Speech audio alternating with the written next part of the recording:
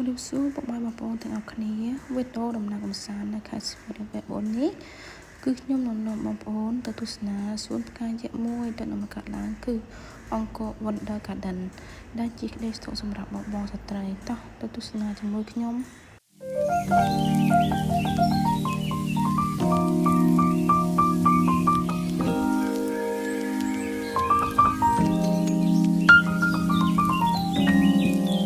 ខ្ញុំជឿថាអ្នកទាំងអស់គ្នាប្រហែលជាបានស្គាល់ច្រើនហើយនេះគឺជាទីកន្លែងដែលទាក់ទាញចំណាប់អារម្មណ៍មនុស្សគ្រប់វ័យឲ្យចង់ទៅលេងគ្រប់គ្នាចំពោះតម្លៃសមុទ្រវិញគឺត្រឹមតែ$7ទេអ្នកទាំងអស់គ្នាអាចដើរលេងសឹងតែមួយថ្ងៃពេញគ្រាន់តែដើរចូលភ្លាម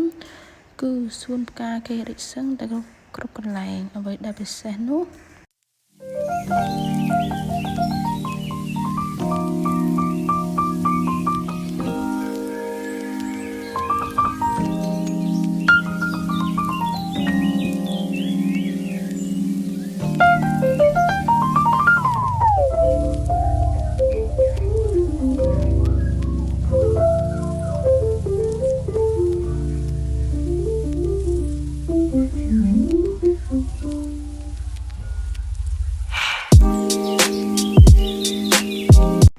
អ្វីដែលពិសេសនោះគឺគេមានរៀបចំរូបចម្លាក់ធំរូបតុក្កតាខ្ជូតសម្រាប់បងប្អូន